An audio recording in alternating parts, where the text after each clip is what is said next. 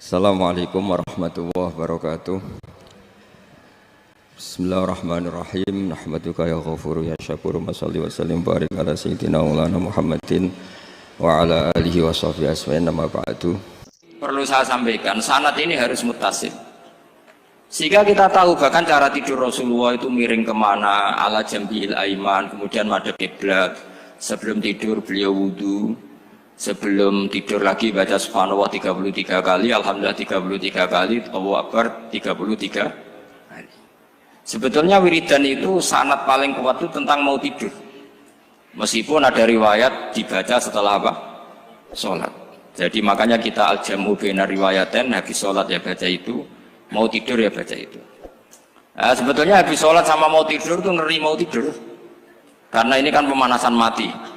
Pelatihan mati, karena satu kondisi yang ada sudah tidak bisa ikhtiar. Tapi kayak apa Rasulullah? Justru kita kondisi yang nggak bisa ikhtiar itu pesannya Nabi apa? Kamu baca ini, in mutta kata Nabi, ada yang baca in mitta. Kalau mau berpikir potensi paling ngeri, bahaya paling ngeri adalah orang mau tidur, karena di situ kita tidak bisa apa-apa. Cara musuhmu mangkel beku ya karek nyembelih, cara bojomu mangkel beku ya karek ngobong kok ini TV ini. Anda usah merasa tidak akan mengalami itu, ya insya Allah enggak itu. Tapi dengan melihat di TV semua potensi itu ada. Untuk aku turun yang kendaraan tangis-tangis yang akhirat. Kita kok Gusti kalau mau akhirat mau kecelakaan kan. Nah, justru mau tidur itu Nabi itu unik, kelihatan bahwa ada nubuah, ada kenabian yang luar biasa. Kalau mau tidur ada nubuah, ada kenabian yang luar biasa. Kalau mau tidur itu ada wiridannya. Saya termasuk orang yang fanatik baca wiridan sebelum tidur. Jadi jangan kira kalau Selasa sholat jarang wiridan, tidak punya wiridan di tempat lain, itu sangat suudzon yang menyakiti. Saya punya cara sendiri untuk ingat Allah itu, terutama mau tidur. Sampai istri saya itu protes. Gus nak bersolat tahu mau nyekel tasbih habis tidur. Saya itu punya tasbih lupa jumlahnya semuanya di kamar tidur. Ini sekaligus ijazah entah pamer kebaikan tidak tahu saya. Pokoknya sudahlah husnudzon saja. Suudzonu iblis. Karena mau tidur saya pikir kalau tahu-tahu saya bangun terus ketemu mungkar nakir terus kayak apa. Sehingga Rasulullah itu ngajari kita luar biasa. Bismika wa du'tu jambi wa bismika arfa'u. Kalau mau tidur doa populernya apa? Bismika Allahumma ahya bismika amun. Hafalnya gitu dok. Saya hafal banyak. Allahumma rabbas samawati sab'i wa rabbal arsyil azim rabbuna wa rabbu kulli syai' falikal habbi wan nawa. Allahumma antal awalu falaysa qablaka syai' wa antal akhiru falaysa ba'daka syai' wa antal dhahiru falaysa fawqaka syai' wa antal batinu falaysa dunaka. So, itu tak baca sampai tidur. Saking kadang takutnya sama Allah, akhirnya nggak bisa tidur. Kadang sampai setengah 4 apa terus tidur baru setengah jam terus subuh. Jadi kalau melihat tren itu kayaknya saya bakat wali gitu kalau trennya seperti itu terus. Tapi sayangnya tren seperti itu jarang makanya terus tidak jadi wali-wali gitu. Tapi saya ingatkan ke jenengan, sanad-sanad seperti ini tuh yang mungkin Anda lupa. Anda hanya ingat sanad misalnya ya Mu'ad inni uhibbuka faqul dubura kulli sholatin atau fala tad'anna dubura kulli sholatin Allahumma inni ala dzikrika wa syukrika. Kamu lupa bahwa saat paling krusial dalam hidup Anda itu tidur.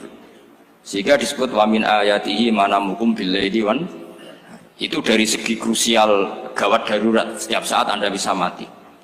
Belum urgensinya tidur untuk melawan maksiat. Itu kalau kamu hidup di kota Demak atau kota Semarang, genera kepikiran niklap atau wong ayu-ayu seneng terminal ning gone dalan-dalan, itu satu-satunya cara itu hanya tidur.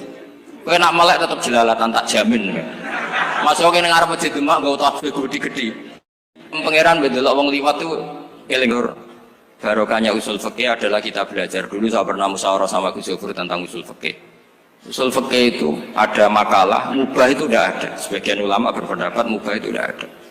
Karena setiap mubah saat itu Anda pasti meninggalkan keharaman. Itsma min mubahin illa wa yatahaqqaqu bihi tarku haramimma.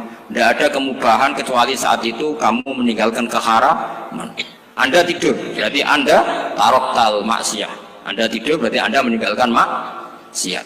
Enggak nyolong, enggak dugem, enggak zina, enggak maling, enggak ngerasani orang. Jadi tidur itu anggap saja ya Rob, ya Allah saya mau tidur. Tidur itu ibaratun antarkil ma'asi. Jadi malaikat roket pate kandhani iki ra sekedar turu, ya kowe kudu ngerti iki ape ninggal maksiat. hitung mulai saiki bismika Allahumma ya bismika amun ayo roke patit hitung anggap ini kiat meninggalkan maksiat terus turun 6 jam berarti tidak maksiat 6 jam meskipun akhirnya maksiat karena bangun jam 7 artinya maksiat rasubuh gitu. Tapi betapa krusialnya ulama lah yang mengajarkan kita tidur itu rohatan lil abdan untuk istirahat kita pulih lagi bisa kerja lagi. Pak Bupati bisa ngantor lagi, Pak Kapolsek, Kapolres bisa ngantor lagi. Semuanya aktivitas tentara bisa ngantor lagi.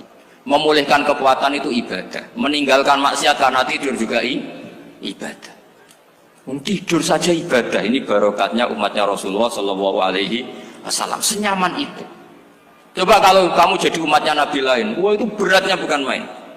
Dan itu sesuatu yang dimintakan Allah, dimintakan Rasulullah kepada Allah yaitu Rabbana wala tuhammilna ma la taqata lana bih. Termasuk la tahmil alaina isron kama hamaltahu 'alal ladzina min qablina. Jangan bebankan ke umat kami sesuatu yang seperti engkau bebankan pada umat dulu. Umat dulu itu kalau mau tobat kayak umatnya Nabi Musa pernah nyembah anak sapi itu yang pernah nyembah tobatnya dibunuh. Liyaqtulal bari'u minkum al mujrima yang terbebas dari menyembah anak sapi disuruh bunuh yang pernah menyembah anak sapi. Fatubu ila bari'ikum faqatulu anfusakum. Mau beratnya kayak apa? Kalau orang sekarang tobat cukup soal Pak Rosid salami tempel 100.000 dipandu caranya tobat diwari istighfar. Nomor itu penting. Nomor loro seneng kiai, seneng aku maksudnya. Maksud kalimatnya jelas. Itu sudah. Pokoknya jelas gak usah dibunuh. Gak usah apa? Gak usah apa? Dibunuh. Sehingga tidurnya umatnya Rasulullah itu luar biasa, terutama tidurnya orang puasa. Tidurnya tasbih, tidurnya ulama juga tasbih. Karena dengan tidur itu kita tahu alamat kematian. Di mana kita masih di dunia saja punya kondisi di mana kita tidak bisa menentukan diri kita sendiri. Dan itu awal dari kita mengimani la haula wala quwata illa billah. Segagai koyok ngono ternyata ada kondisi di mana kita tidak bisa mengendalikan diri kita sendiri. Makanya disebut wa min ayatihi manamukum billaili wan nahar. Yang bisa menganalisis itu siapa? Ya ulama. Ulama kok tahu karena punya sanad musalsal ila Rasulillah sallallahu alaihi wasallam. Sehingga uniknya kenapa tidur itu sakral? Coba semua nabi di antara wahyunya itu lewat apa? Semua nabi di antara wahyunya lewat apa? Tidur, lewat mimpi. Inni ara fil manami anni atfahuka fanzur madza tar. Maka mimpi ini harus dikelola secara baik. Yaitu kalau kamu mau tidur, wudu dulu, baca tasbih. Terus tinggalkan semua dunia, anggap saja ini pemanasan kematian. Itu insya Allah mimpinya sip pokoknya. Paling dikejar-kejar Dajjal kecemplung kali, insya Allah. Tapi kalau kamu tidur gak wudu, raiso turu terus raiso turu mangan seku, raiso turu terus raiso turu mangan sek ben warak ben iso turu. Insya Allah dikejar Dajjal kecekel. Akhirnya ngelindur gak karu-karuan karena tadi. Nah, sanad seperti itu yang punya siapa? Hanya ulama. Ada lagi satu contoh, ini sudah hampir 20 menit Pak. Itu saya pernah ngaji Durarul Kalami Syafi'i, mutiara-mutiara ngendikan Imam Syafi'i. Itu ulama itu mesti ngendikan itu unik. Tadi saya sudah cocokkan sama Bupati, tak tanya. Pak Bupati, saya ini punya ilmu dari Bapak, mungkin pas untuk jinan pakai. Kata Bapak, urip itu podo wae, ngadepi konco mek musuh podo wae, malah kadang ribet konco. Dulu saya itu iskal itu janggal. Tapi setelah ngaji Durarul Kalami Syafi'i yang ada di Muqaddimah kitab Majmu', Muqaddimah Syarhul Muhadzab Imam Nawawi. Imam Syafi'i ngendikan gini. Man ahsana ilaika faqad qayyadaka.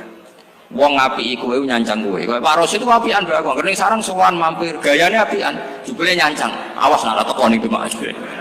Itu faqad qayyadaka, nyancang kowe. Tapi waman asaa ilaika faqat atlaqaka. Wong sing eleki kowe iku penak bebasno kowe. Kowe tau diutangi wong kancamu ta musuhmu? Sing biasa utang kowe lho. Kanca. Kowe numpak mobil ketemu musuh enak ra usah nawani, nek ketemu kanca monggo bareng. Sing ngel-ngelo kowe kanca ta musuh? Artinya gini, kanca ya barokah, nggo perjuangan, musuh ya barokah mergo ora tau utang. Jadi segampang itu ulama melihat kehidupan itu. Man ahsana ilaika faqad qayyadaka wa man asaa ilaika faqad atlaqaka. Jadi akhirnya kita hidup itu berkah terus. Di konco ya nak kata Solo di konco Gus Yofur nak kalau buatan sakit fikih musyawarah, ora iso tasawuf musyawarah. Di konco Pak Rosid, konco rai sederhana. Pokoknya duit.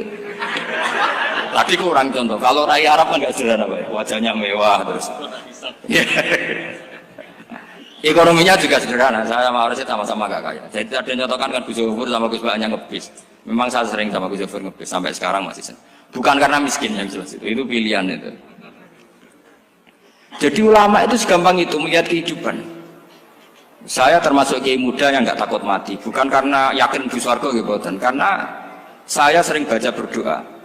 Allahumma ya Allah, kata Rasulullah, kamu harus berdoa ya Allah, ij'alil hayata ziyadatan li fi kulli khairin wal mauta rohatan li min kulli syarrin. Mungkin sekarang kita ada zina, mungkin sekarang kita ada korupsi, mungkin sekarang kita ada maling, tapi potensi itu tetap ada. Yang bisa ngakhiri itu apa?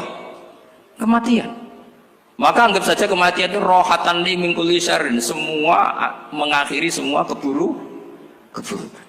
Kayak apa Rasulullah memandang kehidupan? Kalau kamu masih hidup, anggap saja ziyadatan li fi kulli khairin. Saya gara-gara hidup saudaranya kersane Pak Rosid ngaji di sini. Ikhlas Pak Rosid itu sangat ikhlas. Saudaranya senior kula dipaksa ge gelem, diintimidasi ge gelem. Wah itu barokah. Nanti setelah saya mau mati, pikiran saya juga akan ridho-ridho saja. Ya Allah, ini akhir dari segala potensi keburukan saya. Sehingga kiai NU, kiai alim itu ada bajingan, tukang ngemel wong kok mati. Saya gitu Pak, niki saya gitu. Tanggane orang sing gelem muni saya. Kiai ini maksud, ayo Pak muni saya Pak.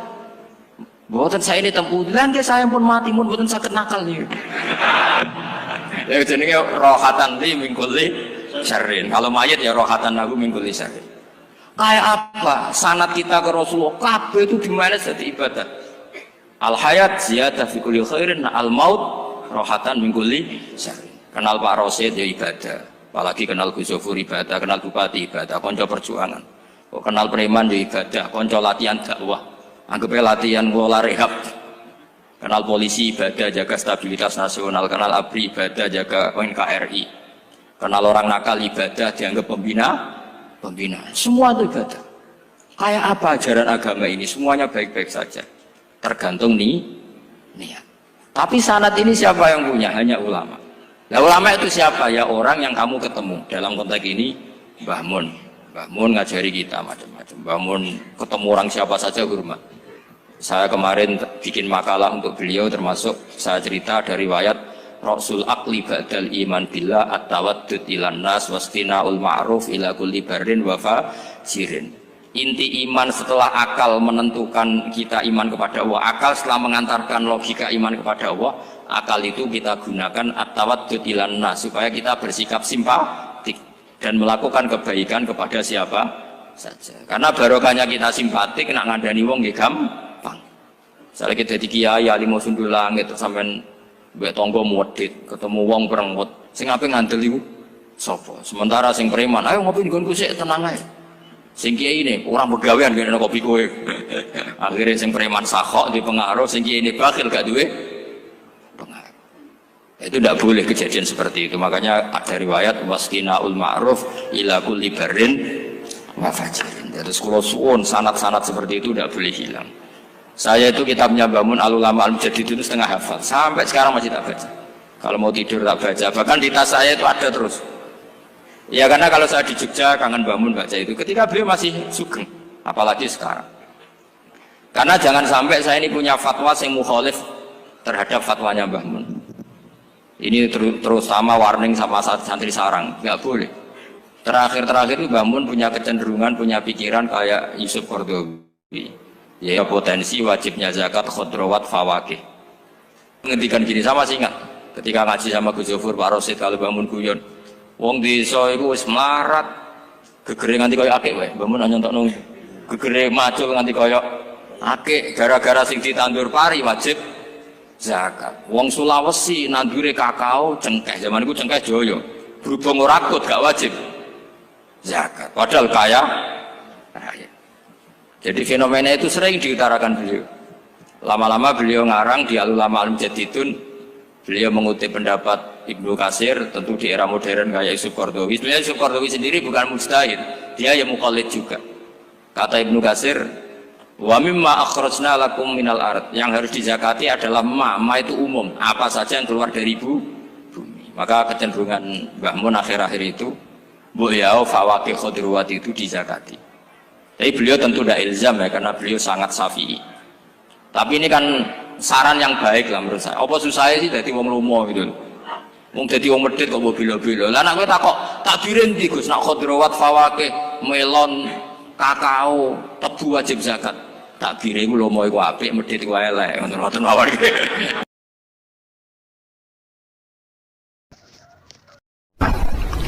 Ada nikmat batinah, yaitu kepuasan mendapatkan ma'rifatullah. Yaitu ulang lagi, kepuasan mendapatkan apa? Ma'rifatullah. Itu nikmat batin. Baik yang terkait Allah maupun terkait logika-logika tasawuf. Terkait Allah misalnya gini, misalnya kulo mikirnya. Kulo nu bolak-balik matur niki, berkali-kali di tempat ngaji ini. Kimki jenane eling, mboten gadah masalah ingatan ini eling-eling. Eling-eling tenan. Wong nak soleh, ya soleh, soleh. Cek soleh mulai cilik, cek soleh dadakan terus husnul khotimah. Pokoknya napa? Soleh. Niku nak mati, niku bumi ku nangis. Nangisnya bumi ku kekurangan utawi kalong wong sing sujud ning ndekne. Ya Allah Gusti, biasanya wonten tiyang niku sujud teng nggen kula, dia berperilaku baik teng nggen kula, sakniki tiyang niku pun jenengan ambil, nangis bumi. Sakniki sing urip arek bedua-bedua, damel narkoba, damel ngefly, damel macam-macam lah. Itu nangis bumi. Langit seweneng. Seweneng. Gusti matur nuwun Gusti, orang itu saya tunggu lama, sekarang sudah engkau angkat ke tempat kami. Maksudnya diangkat teng langit. Sing bumi nangis, sing langit napa? Seneng. Nah kemudian kita berpikir begini, bumi kok iso nangis itu piye? Nah itu terserah, sampai apa termasuk ulama zahir, apa termasuk ulama batin. Kalau ulama zahir mengatakan bumi nangis itu mau kinayatun anil husni, pokoknya pantasnya bumi itu susah, wong kelangan putra terbaiknya. Tapi nak cara ulama-ulama hakikat yang mengenali sekali betapa kudrahnya Allah, betapa kudrahnya Allah itu tidak terbatas. Itu yang meyakini bumi nangis itu nangis tenan. Misalnya ngaten kalau tak terang malih ya. Kowe bayangno dadi Nabi Adam, ngrungokno kowe. Kowe bayangno dadi Nabi Adam. Nabi Adam tenan maksudnya. Terus Nabi Adam orang pertama, dia tahu betul kalau dia dicipta dari bumi. Dan dia pula tahu betul, beliau tahu kalau dia bisa ngomong, bisa mikir, bisa macam-macam. Terus indukannya beliau itu bumi. Mesti pikiran Nabi Adam, jangan-jangan bumi ini juga bisa berpikir kayak saya. Ini kan materi saya, karena saya dari bumi ini bisa ngomong, bisa melihat macam-macam. Terus bedanya apa menurut sobek napa? Umpama kowe dadi Nabi napa? Adam, orang yang dekat sekali, qoribu ahdin, dekat sekali dengan kesaksian kudroh Allah. Gini ku dekne roh nak materi ini ke bumi, dan dia orang pertama yang orang lali kamu nih. Tapi ketika sudah ribuan orang, mungkin jutaan orang, lali, seakan-akan bumi itu tidak jenis dari kita. Bumi adalah hal yang berbeda dengan kita. Kita manusia berakal, bumi itu benda mati. Terus kowe katut wong goblok-goblok, bumi itu benda mati. Sajane ya rada kriminal wong Islam muni bumi itu benda mati. Enggak bisa berpikir, yang bisa berpikir hanya manusia. Itu kengawuran-kengawuran yang kita ciptakan sendiri, kita wariskan turun-temurun. Umpama kowe iku dadi ulama, ngomong ngono iku isin. Bumi kok nyekseni kowe sujud, banyu nyekseni mbok pangan, mbok ombe kanggo sujud. Semua itu bersaksi tentang kita. Ya, lan sampean tanglet kula, cara melogika gimana? Begini, tak wari cara gampang-gampangan ya. Tak warai tauhid sing kasyaf. Tauhid ini yang dawuh Sayyidina Ali lau kusifal khoto umastatu yakinan. Umpama somben tutup-tutup iku dibuka, akulah imanku ora tambah mbek pangeran. Karena tren dunia dan akhirat sama. Zaman ning dunia ya Allah ala kulli saing godin, kok zaman ning akhirat ya Allah ala kulli saing. Cara Sayyidina Ali, somben aku wis matilah imanku ora tambah, meskipun aku ora swarga neraka. Lah kena napa? Darah padha wae, ning dunia ya pertunjukan kudratullah, ning akhirat ya pertunjukan kudratullah. Jadi pikirannya Sayyidina Ali seperti itu. Saya kan lahir misalnya tahun 1970. Berarti mulai Nabi Adam itu saya kan nggak ada. Ngerti-ngerti ada. Saya mengira waktu zaman tidak ada itu panjang apa cepat? Cepat, karena kita tidak melalui itu. Ujuk-ujuk wujud. Kadang kalau mati ya wedi kan. Mau mati jebule kiamat 1 juta tahun kasih apa nang kuburan.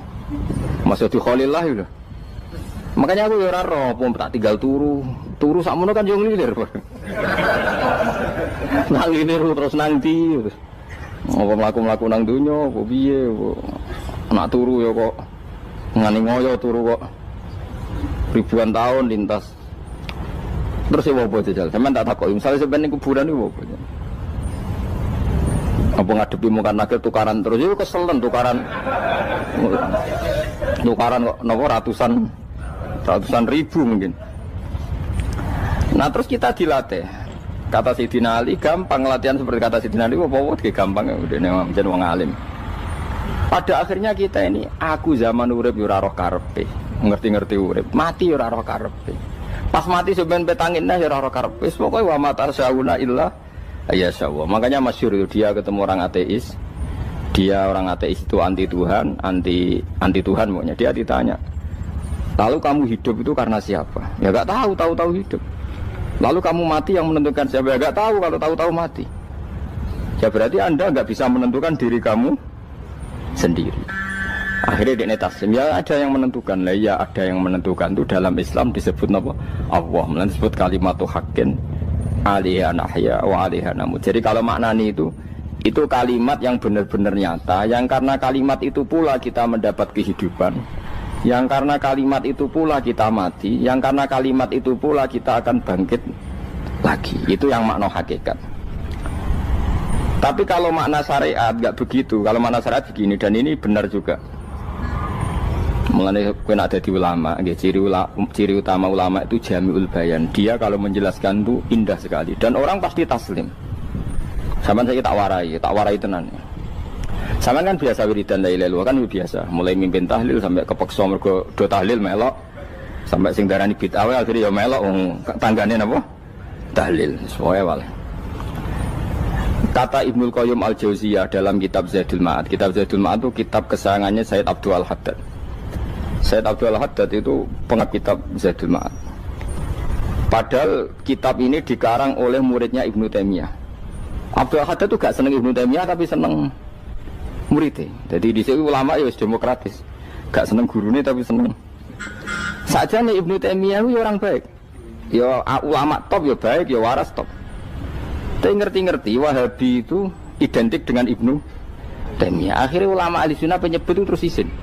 Mulane kiai-kiai ra ono sing dalil kok Ibnu Taimiyah mergo dicap Wahabi. Padahal Ibnu Taimiyah wong alim. Di kitab-kitab kita termasuk Syekh Muhammad piyambak nanya Ibnu Taimiyah qala Syekhul Islam loh qala. Tapi kan ini sudah milik Wahabi sehingga kita ini terus akhirnya gak gelem nyebut. Jadi kitab koyo dalil fastabiqul khairat iki apa par iki dadi dalil yo dhewe-dhewe. Wah parah tenan wong-wong. Dulu saya melihat orang enggak kunut itu ya biasa. Mergo saya sebagai wong alim ngerti iku mazhab Abu Hanifah. Saiki nek ora kunut Muhammadiyah. Kita ini sebetulnya ahli ilmi enggak tahu kunut itu mazhabnya siapa kita. Itu mazhabnya Abu Hanifah, yang kunut mazhab Syafi'i. Tapi tahu-tahu iki mazhab NU, iki mazhab Muhammad. Mana ada orang-orang ini bisa punya mazhab? Ngalime sepiro nganti dadi nopo? Mazhab.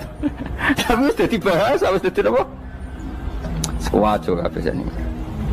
Mas repot-repot. Tak warai iki. Sampeyan ben nglafadzno la ilaha illallah iku keren iki. Keren tenan mboten keren-keren. Ngendikane Ibnu Qayyim Al-Jauziyah itu gini. Min asliha khuliqatil jannah wa min asliha khuliqatin nar. Terus wa min asliha khuliqatid dunya wa min asliha buisatir rasul wa min asliha qatalar rasul. Wah, terus sampai sekarang saya tak bedai. Surga itu kan digawe kelas VIP mewah. Terus dari Rugen ini widadari dulu kan nak mini tersebut. Kira 70. Wahyu kabeh kan ora ono sing keriting, wahyu kabeh. Wahyu kabeh terus gak tahu delok wong liya kan. Kadang bojo kita wis elek cek delok. Oh iya, widadari sifatnya maksuratun fil khiyam. Jadi gak tahu keluyuran ning ndi. Wahyu kabeh. Lek surga yang semewah itu selek itu ya bagi mereka sing nglafatno atau yang menerima la ilaha illallah. Neraka sekarang dibikin dalam itu. Jari Abu Hurairah neraka itu tes-tesane benda kamu jatuhkan ke neraka itu untuk santai ke bawah itu nunggu 70 tahun. Kila 70.000 tahun. Dikira HP mu mbok ceblok nang neraka iku cebloke ngenteni 70 tahun. Betapa dalamnya, ngentekno bego piro ya bayang misalnya. Oh itu kontraktor mana saja tidak sanggup itu disuruh ngeduk kedalaman neraka. Iku ya mau kanggo wong sing menolak la ilaha illallah. Jadi kalimat ini luar biasa. Swarga digawe bagi yang nerima, neraka digawe ya untuk yang menolak. Itu kalimat sing kok nak tahlilan turu iku lho. Iku kalimat sing nggo alasan Allah gawe swarga. Terus kalimat sing suwe-suwe sing lafadzno diarani bid'ah iku. Itu kalimat sesakral ini nasibnya akhir zaman itu entek. Gara-gara dilafadzno tahlilan tersangka jadi apa? Bid'ah. Dulu kalimat yang dipuja-puja penyebab surga dan neraka. Saiki kalimat itu tersangka. Mau perkara napa? Bid'ah. Wis aja melok-melok, kowe debat ya ora iso makili aku sebarno iso. Kok kowe terusno dalan tok. Dah. Berarti la ilaha illallah itu kalimat yang surga dibikin karena itu, neraka dibikin ya karena itu. Kemudian Allah punya sunnah, lalu butuh pelatihan. Dikasihlah Allah gawe bumi. Piye manusia butuh latihan, dibikinlah bumi. Dan ini latihan ikrar la ilaha illallah dengan sadar, dibikinlah bumi, liyabluwakum terus dites. Wes digawe bumi, ono makanan, ono minuman, ono wong wayah, ono pegatan macam-macam, wong diutang wis mbulet macam-macam. Gue ngetes, eling la ilaha apa eling utangi, eling la ilaha apa eling kasusnya, pokoknya dites. Karena nggak fair kalau Allah bikin itu kemudian nggak dites, dibikinlah darul imtihan. Dunia itu bahasa Arabnya darul imtihan, tempat tes-tesan. Imtihan mana apa? Tes, liyabluwakum, diuji.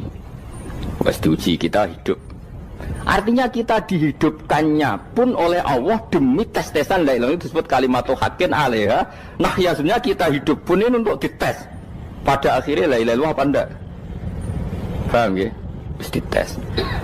Allah itu juga secara hukum itu kan enggak fair, dites kok enggak punya pemandu. Dibikinlah rusul, diutuslah para rusul untuk pemandu. Tes itu kan butuh seru. Mak pemandu tok ora ono musuhe kan enggak seru. Dibikinlah setan. Sajane sebagian kita sudah setan tapi ini ben seru. Lho ndak setan kan minal jinnati wan nas, rumangsamu setan usopo. Baik setan minal jinnati wan nas. Jadi kena muni auzubillahi minasyaitonir rajim terjemahane berlindung Allah dari saya sendiri Allah itu. Lho itu kalau lama dulu biasa auzubillahi min syururi anfusina wa min sayyiati amalina. Sebenarnya kita berlindung hanya dari setan yang jauh, iblis itu enggak. Ya setan diri kamu sendiri, min syururi anfusina, dari kejelekan diri kita. Ngomongnya do wujud, soalnya setan tuh makhluk gaib sing piye. Lah kowe iku sapa? Nganti kowe maksiat terus mergo akrab klop, roh mbek setan klop. Mulane terus maksiat. Dah. Allah ngutus pemandu yang ngecul setan ben fair. Napa? Fair. Jadi semua darul ibtila ini juga demi kalimat. Nah, makanya disebut kalimatu haqqin sing alaiha nahya. Kita hidup ya demi mendapatkan kalimat itu. Kita mati nanti ya demi kalimat itu, artinya mati ke neraka ya karena kalimat itu kita menolak atau mengabaikan. Masuk surga ya karena kalimat itu kita hormat, kita benar dalam memperlakukan kalimat itu. Berarti alaiha nahya wa alaiha nam. Terus wa alaiha nub'as karuan, kalau kamu termasuk minal aminin ya nub'as minas solihin, kalau minal kafirin ya nub'as minad dzalimin. Tapi semua desain dunia ini hanya demi kalimat la ilaha illallah Muhammadur Rasulullah.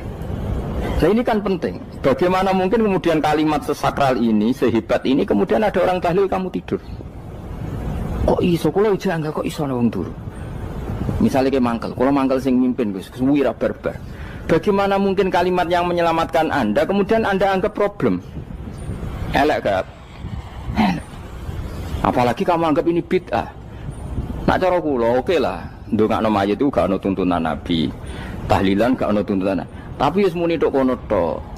Artinya menduk kono tok ora usah nyerang kalimah, enak kalimah tetap kalimah thayyibah.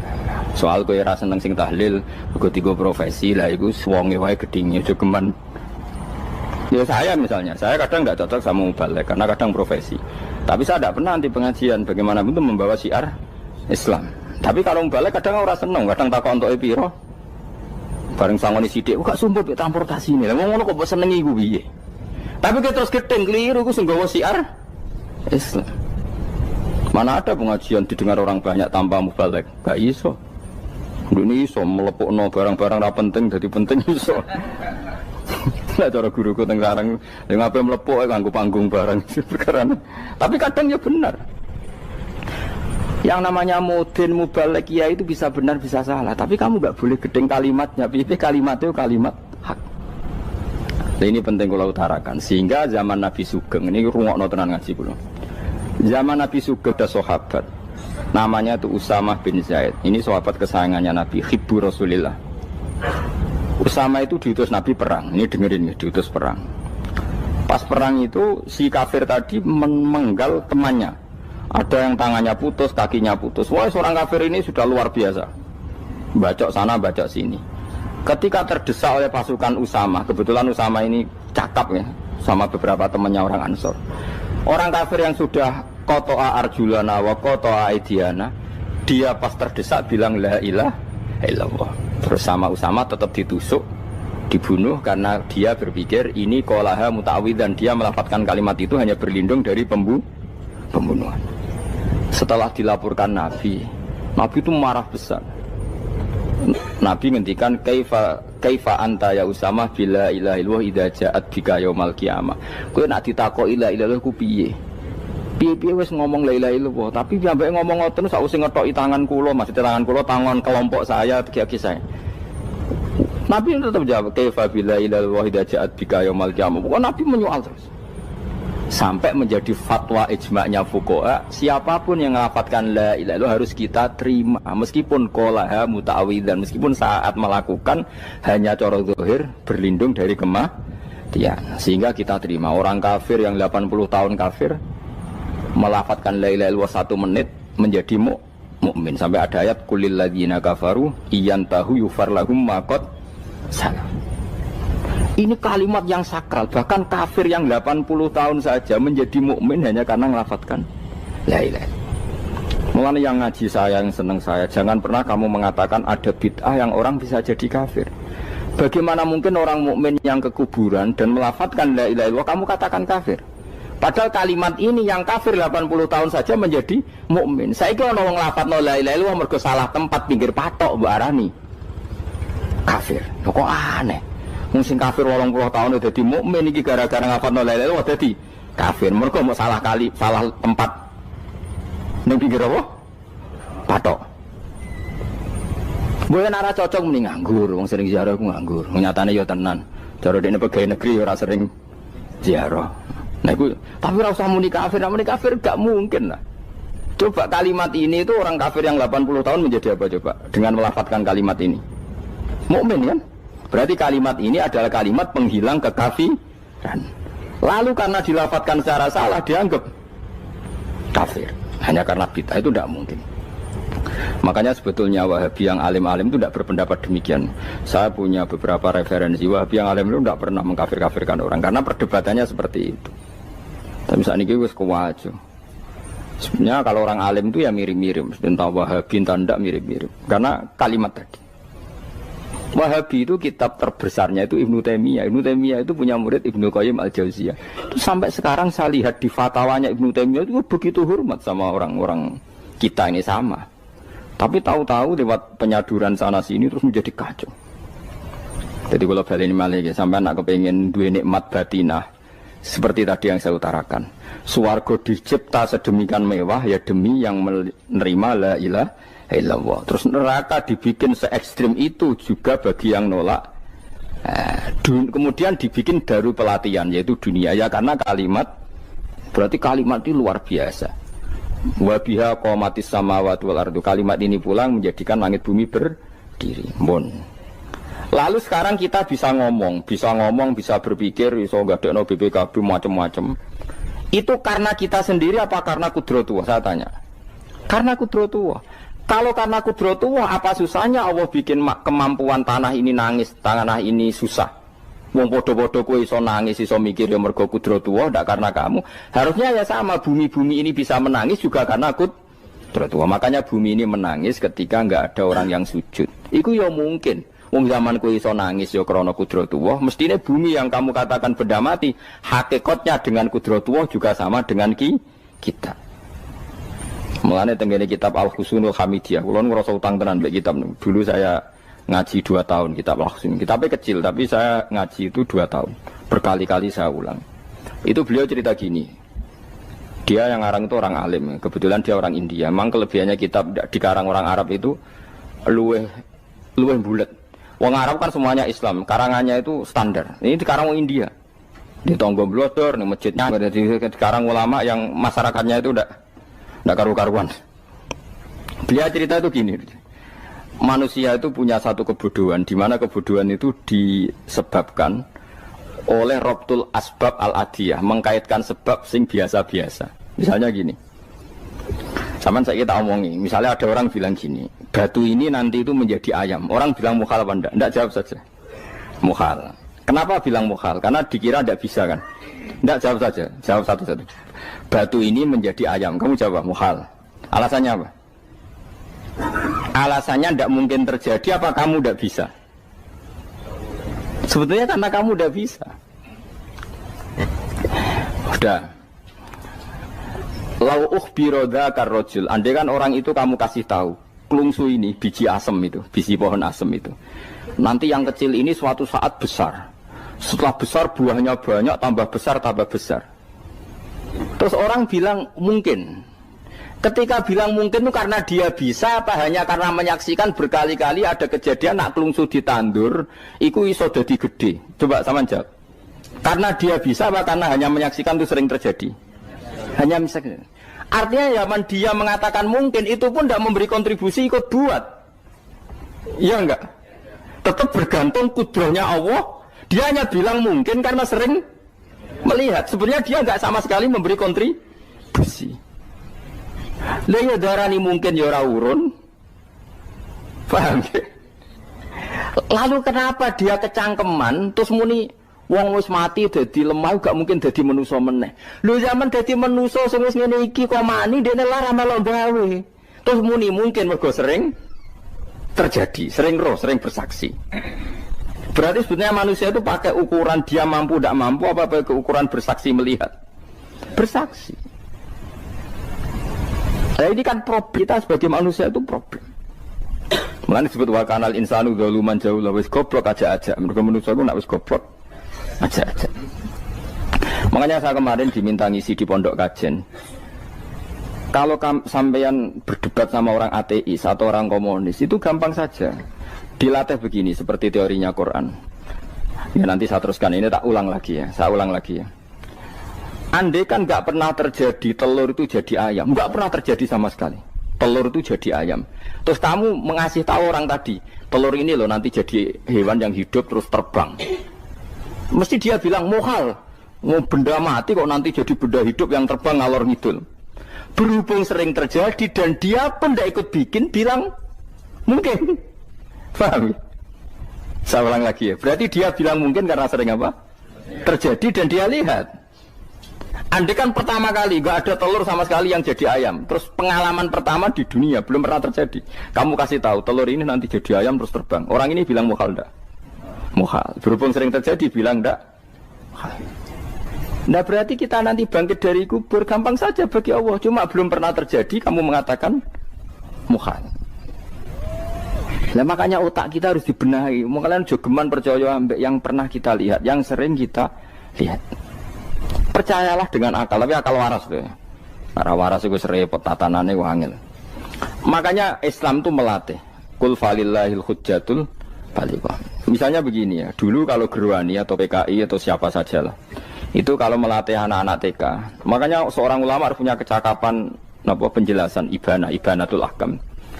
Itu anak-anak kecil dilatih. Anak-anak kamu terpejam, mintalah manisan sama Allah. Ya Allah saya minta manisan, saya minta permen. Terus disuruh buka, dapat enggak anak-anak? Enggak dapat bu, wah berarti Allah enggak ada. Sekarang minta sama bu guru. Bu guru kami minta permen dikasih. Berarti yang ada bu guru bukan Tuhan gitu. Akhirnya jadi gerakan ateisme. Nah sebetulnya untuk melawan gerakan itu kita harus melatih begini misalnya gini. Saya itu pernah ketemu sama orang yang berpikiran komunis. Oh komunis juga. Dia nantang saya gini, Pak, pokoknya saya tidak bisa menerima konsep Tuhan sebelum Anda bisa menjelaskan kenapa ada Tuhan. Jadi, bocah kok elek ini. Nah, aku ngerti aja, sak cerdas ini tetap cerdas aku yakin tetap cerdas aku. Rasanya selain raine serama meyakinkan, tapi pikir tetap cerdas. Kulo itu kan wong Quran gitu, artinya punya pikiran panjang. Mungkin di antara orang Islam kita ini tidak punya kecakapan menjelaskan. Tapi kalau orang sering baca Quran, apalagi dia ngaji tafsir ya, yang waras maksudnya waras lah. Terus rapati seneng duit, barang ini penting. Kalau seneng duit, mari goblok. Yakin ulama seneng duit, mari goblok, tak jamin. Umpama alim wis kelas B, kelas C gak bisa, tahqiq gak bisa. Kalau tahu kandhani kanca kula, kula riyen ambek jenengan udah saya kaca akeh. Lah kena apa? Cok seneng duit kula. Duit itu masalah bagi ulama. Orang duit lebih masalah kan ya. Maksudnya rasa senang tapi ojo terus gak duit. Sekarang saya tanya, Quran itu melatih kita gini. Quran itu sederhana kalau ngelatih tauhid. Tapi orang pasti ingat. Kata Allah gini, nggak apa-apa, saya tidak Tuhan, nggak apa-apa. Kamu yang Tuhan. Tapi buktikan kalau kamu Tuhan. Caranya gini. Am khalaqus samawati wal ardi. Ya nggak apa-apa, kamu yang Tuhan nggak apa-apa. Tapi buktikan kalau kamu menciptakan langit, bumi. Mereka pasti ikrar, ya tidak mungkin saya menciptakan bumi, saya lahir sudah ada bumi. Yesus lahir sudah ada bumi, nggak mungkin Tuhan. Terus Tuhan membuat pertanyaan kedua, am khuliqu min ghairi syai'in. Ya sudah, kalau saya tidak Tuhan, lalu nggak ada Tuhan, berarti alam raya ini tercipta oleh sesuatu yang nggak ada. Aneh nggak? Misalnya sebelum alam raya ini nggak ada Tuhan. Berarti sebelum alam raya ini kan adanya nihilisme, sesuatu yang nggak ada. Kemudian sesuatu yang nggak ada ini menjadi penyebab sesuatu yang ada. Aneh nggak? Menurut saya aneh. Sesuatu yang nggak ada itu mestinya kan nggak bisa ngelabeti, nggak bisa berfungsi, nggak bisa ada gunanya. Wong jenenge ra ono iku ya ora marai apa-apa. Mau ra ono kok dadi sebab. Sesuatu yang menjadi sebab itu yang wujud apa yang nggak ada? Yang wujud. Sak takoi. Lah kalau nggak ada Tuhan berarti alam raya ini lalu sebabnya apa? Ya dari ketiadaan, lalu tiada itu menjadi sebab. Yang tiada kok jadi sebab itu tekem gitu. Mikir. Di mana-mana yang sebab itu harus barang yang wujud, nggak boleh tiada kok jadi sebab. Ini kan jadi aneh, sesuatu yang tiada menyebabkan sesuatu yang ada. Terus dia bilang, ya pokoknya ronde ini kalah, tahu kapan pikir ya, pikir nganti mati temenang aku ini mana. Makanya sebetulnya dalam ilmu mantek, pertama itu kita tidak harus iman Tuhan itu namanya Allah, tidak harus. Makanya pertama dikenalkan, sementing kenal Tuhan itu ada dulu. Disebut zat sing wajibil wujud, belum disebut namanya Allah. Allah itu disebut nama Islam, itu paham ya? Saya ulang lagi, Allah disebut itu nama Islam. Tapi kalau penemuan akal hanya sampai kita ini butuh zat sing wajibil wujud, sing menjadi penyebab semua alam raya ini. Di bahasa Arab disebut musabbibul asbab. Belum menyebut Allah musabbibul asbab. Islam pun pertama Iqra turun ya gak nyebut Allah. Iqra bismi rabbikal ladzi khalaq, khalaqal insana min 'alaq. Iqra wa rabbuka. Tuhan itu siapa? Yang mencipta. Nah, yang mencipta ini oleh syariat Islam disebut apa? Tapi dalam logika yang penting kowe kenal sik ana musabbibil asbab. Pastikan bahwa alam raya ini yang wujud pasti disebabkan sesuatu yang ada. Enggak boleh barang wujud kok diciptakan oleh sesuatu yang tidak ada. Lah wong gendeng ora barbar, barang ra ono mbok sifati al-khaliq. Sing gawe langit bumi apa? Pencipta. Penciptane apa? Sesuatu yang tidak ada. Kowe ikhlas dutek ngono kowe ikhlas ta ora? Gak kowe ikhlas ta ora dutek ngono kowe ikhlas ta. Kowe gelem dadi bodho niku. Gelem kan? Mboten. Nah, nikmat ngono jenenge nikmat batin. Mulane sing suwenang mbek kalimat la ilaha illallah. Wes ana sing bid'ahno Allah iku wong nganggur wis beno sak uni-unine. Tapi kadang memang kita berlebihan. Tahlilan ra barbar 40 dina ini ra barbar. Muga alasane wis disangoni akeh tahlil sedih lho sakake penggemar sing keselen sing rantuk sangu ya butuh cepet. Lani cara kula niki penting kula utarke. Kowe nek ora cocok tahlilan 40 dina wis ngomong ae kira cocok model harinya. Tapi ki aja menolak kalimat la ilaha illallah iku disifati Kanjeng Nabi kalimat thayyibat. Wong Nabi nyifati thayyibah, kalimat yang suci kok nyifati bid. Tak soal kira cocok wong sebut. Misalnya kamu bilang saja wong mati wis sangu amale lha apa didongakno barang. Nek kowe pengen ndonga ora usah ndonga. Wis ora usah biasa wae. Kula lah mbok dongakno ora seneng. Gak meyakinkan. Karo dene mlebu swarga butuh dongamu ora ono swarga fadhole pangeran apa butuh ngono barang. Ya tapi kowe donga aku ya seneng. Senenge ya semau lah timbang nyanyi-nyanyi rame-rame sadok donga. Mbok mandi mbok ora pokoke donga. Saya ulang lagi ya. Makanya Quran itu melatih logika sampai seperti itu. Am khalaqus samawati wal ard bal la yuqinun. Sampai terus diulang-ulang. Am khuliqu min ghairi syai'in. Kalau mereka merasa Tuhan enggak apa-apa, tapi buktikan mereka ini wujud sendiri tanpa sebab. Atau begini, kalau mereka tidak tahu sebab pencipta langit bumi, mereka sendiri suruh yakin kalau mereka adalah penciptanya. Am humul khaliqun, enggak apa-apa. Ya tapi masih Abu Jahal gendeng lah, masih Abu Lahab ngawur lah, nak takoki, ya wes pangeran kowe wae sing gawe langit bumi. Penggemarnya saja pasti tertawa. Mosok Abu Lahab darani pencipta langit bumi, wong lahir ning bumi. Tapi Quran oleh nggo jawab, am khalaqus samawati wal ardo. Apakah mereka menciptakan langit bumi? Bala yuqinun, mereka pun tidak pernah yakin. Jadi itu pangeran. Makanya di mana-mana orang alim itu suka debat.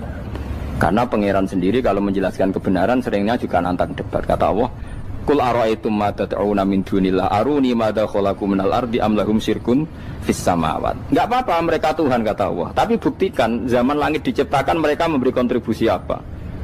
Apa urun bego, apa urun cagak, apa piye lah pas aku gawe langit iku dekne urun apa jare am lahum syirkun fis samawat. Misale urun apa lah? Urun tol ta urun apa lah. Itu pangeran. Mereka kan pasti menjawab enggak. Terus itu nih kita bimbing qobliyada. Kalau kamu nggak percaya Quran sebagai kitab nggak apa-apa, tapi buktikan kamu punya kitab tandingan. Nggak, mereka nggak punya juga. Atau gini, nggak usah Quran, nggak sakralan. Au atharotim min ilmin, atau kajian ilmiah yang membuktikan bahwa Yesus itu Tuhan, atau yang membuktikan bahwa berhala itu Tuhan. In kuntum shodiqin, nggak apa-apa kalau kamu benar, buktikan.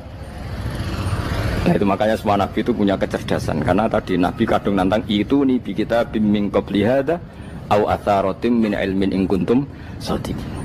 Tapi sekarang orang alim soleh itu jarang. Sing ngono anggere wong soleh rapati ngalim, anggere sing alim biasanya rapati soleh. Lah kula termasuk rontok-rontok ya isih rontok soleh ya rontok, tapi lumayan masih menjaga hujjatullah tadi.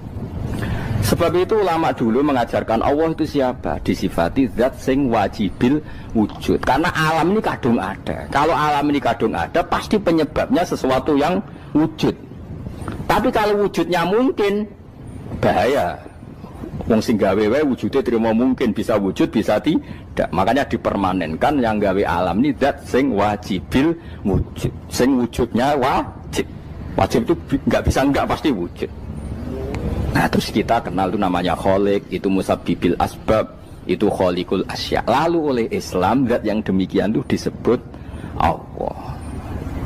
Terus jadi la ilaha illallah. Nah orang yang bertauhid gini tentu punya kenikmatan batin yang luar biasa. Sehingga saya bayangkan nanti mati yang ngono biasa wae kan. Gusti zaman kula teng donya ora melok ngatur oksigen, ngatur nyawa, ape mati ndak ra ngoten. Mulane jare Siti Ali, jenengan jenengan nak mati tambah pinter apa biasa? Ya biasa wae.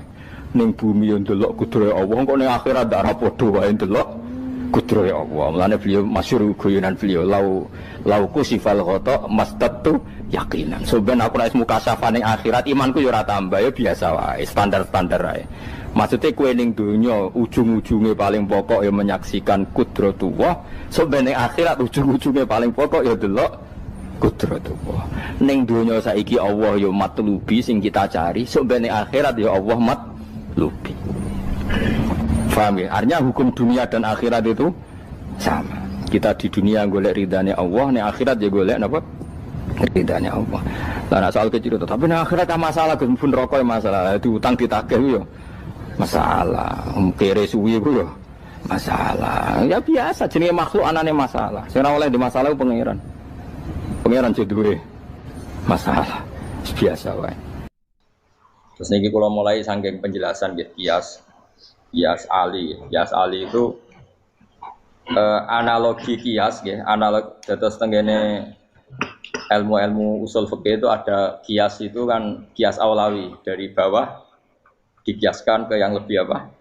Atas. Ada kias setara namanya kias musawah setara. Ada kias fahwal khitab, maknanya ya orang pasti sadar kalau maknanya seperti itu.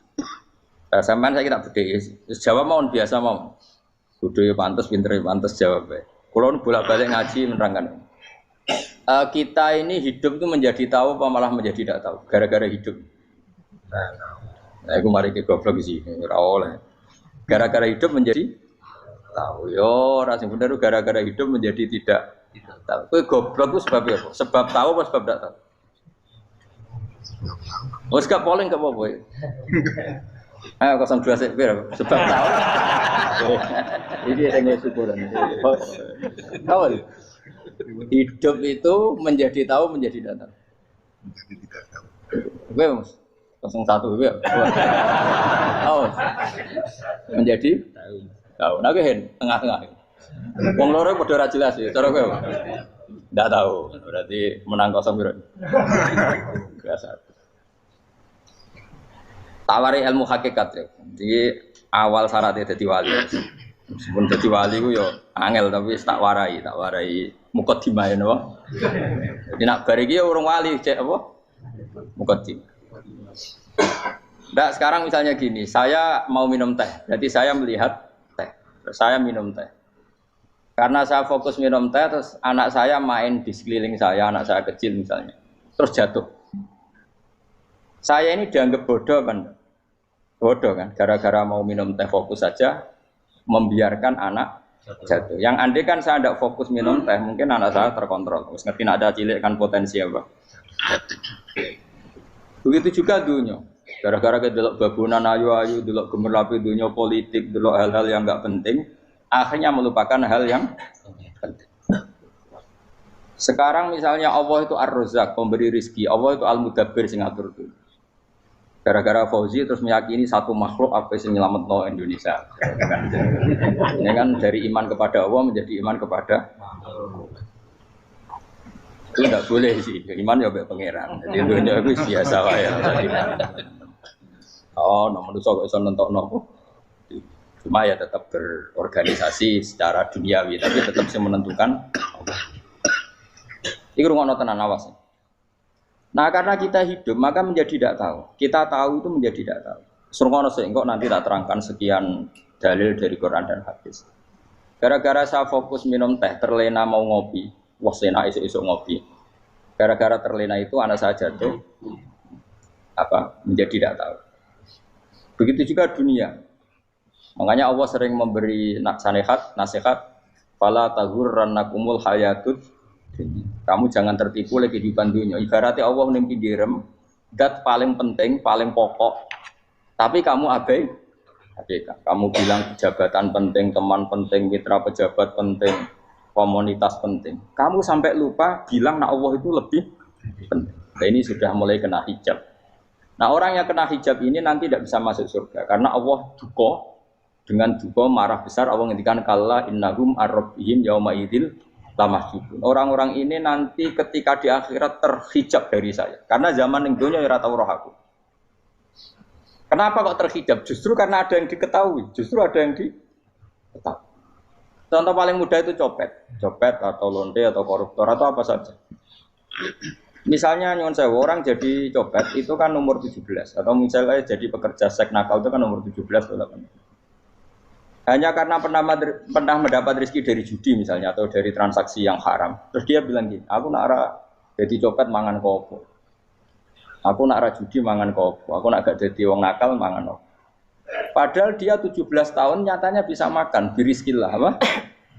Tapi pernah merasakan 1-2 bulan dari rezeki haram, dia menvonis seakan-akan tidak bisa makan kecuali dari rezeki haram. Ya itu tadi gara-gara tahu nikmatnya uang yang sepintas lewat haram, nyopet atau korupsi, terus menafikan nikmat-nikmatnya. Jadi dari tahu nikmatnya nyolong atau korupsi menjadi tidak.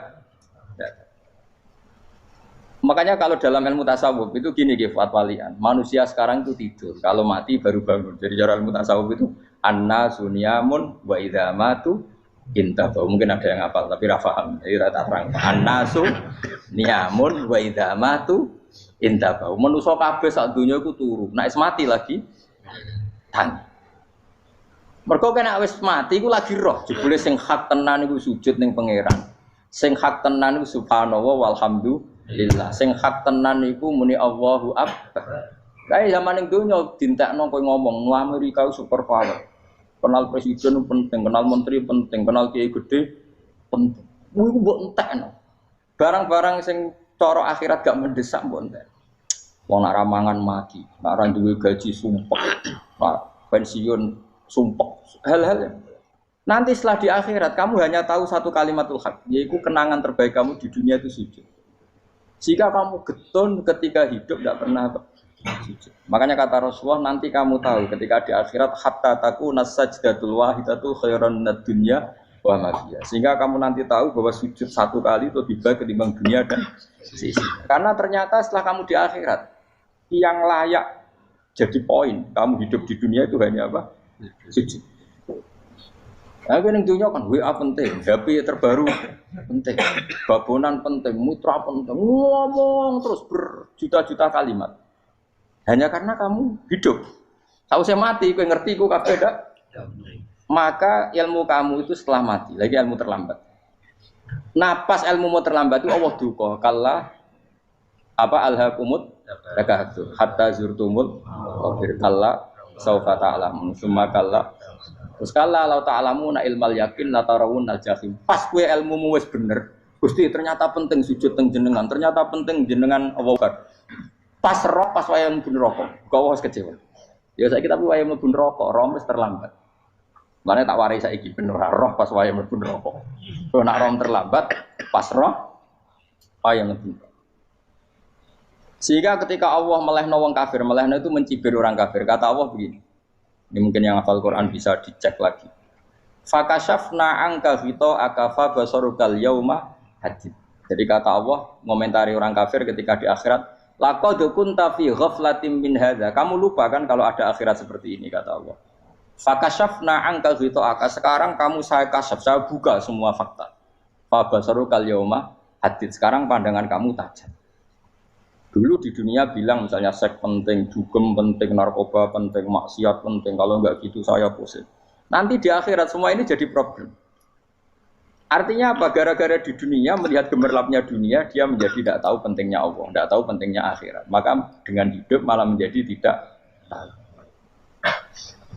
Maka untuk menjadi tidak tahu itu sebabnya dua. Makanya polling 01 dan 02 sama benarnya tadi.